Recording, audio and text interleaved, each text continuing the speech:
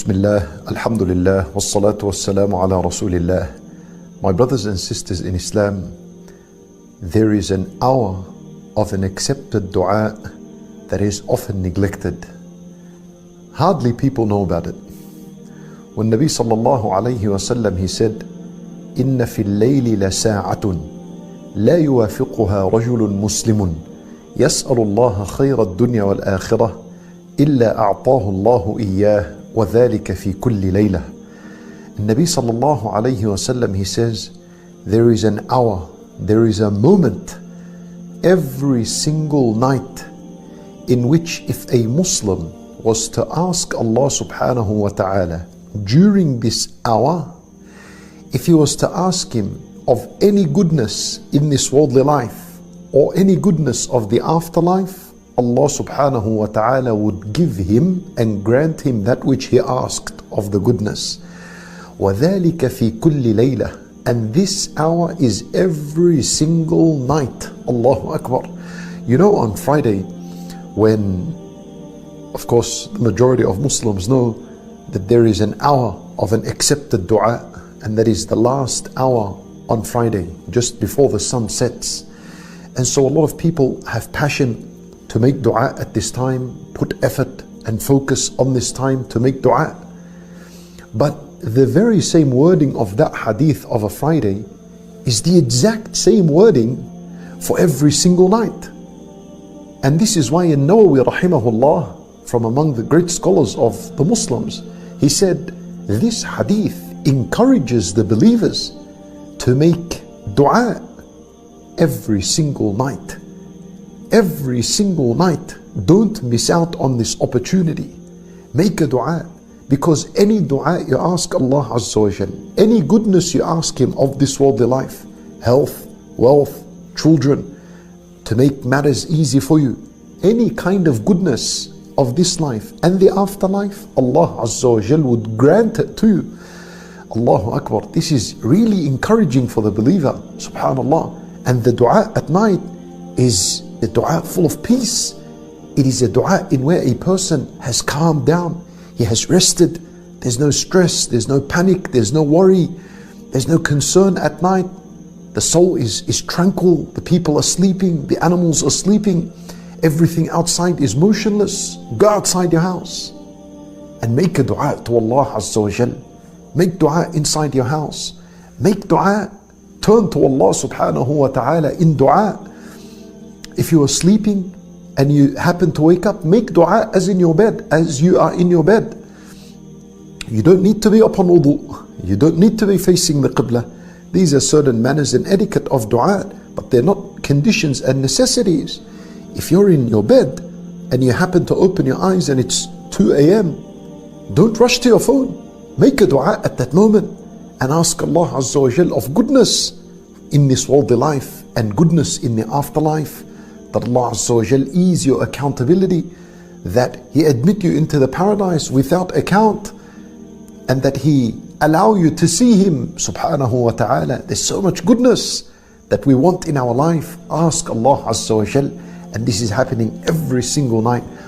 Tonight's dua, many of us do not know the depth of it and when to say it. Rasulullah sallallahu alayhi wasallam himself, he said, it is the best dua I and every prophet ever came said. Why this dua is so special? Because this dua has the kalima of tawheed and its evidence in it. The kalima that made us Muslims, the kalima that the whole heavens and the earth were created for. What is that dua? La ilaha illallah wahdahu la sharika lah, lahul mulk wa lahul hamd wa huwa ala kulli shay'in qadir. We all know the dua. La ilaha, negation. Illallah, and He's the only one worthy of worship. Now listen to the tafsir of the rest of the dua. La ilaha illallah wahdah. Wahdah confirms illallah, because we said illallah, He's alone. Wahdah is one. That confirms illallah. La sharika lah, He has no partner. Now the rest are the proof of la ilaha illallah. Lahul mulk wa lahul hamd wa huwa ala kulli shay'in qadir. Everything belongs to Him. Everything. the things you see and the things you do not see. له الملك وله الحمد, and all the gratitude. We are only living and surviving because of the rahmah of Allah. So all the gratitude to Allah. كل شيء قدير. He can cure my cancer. He can make me pass on my exams. He can cover my debt. He can fix my home. He can fix my children. على كل شيء قدير. It comes very strong when you believe in it. When do we say it? Now there are numbers. Some hadith mentioned it once, some hadith mentioned it 10 times, and some hadith mentioned it 100 times. Let's start with 100. What happens if I say it 100 times a day? 5 things. Number 1, 100 hasanas recorded, 100 sins erased, equal to freeing 10 slaves. Protection from the shaitan the whole day. And the 5th one, Rasulullah ﷺ ended the hadith by saying, no one will come on the day of judgment with anything better except if someone said it more. Now what happened if I say it 10 times? The hadith is also in Muslim. He said, sallallahu alayhi wasallam, it is equal to freeing 4 slaves. Now listen to this. Before we sleep, you say it. لا إله إلا الله وحده لا شريك له له الملك وله الحمد وهو على كل شيء قدير. Add to it. لا حول ولا قوة إلا بالله. سبحان الله والحمد لله ولا إله إلا الله والله أكبر. What happens? All the minor sins you've done today, gone, deleted. Now, listen to this. Hadith is in Bukhari.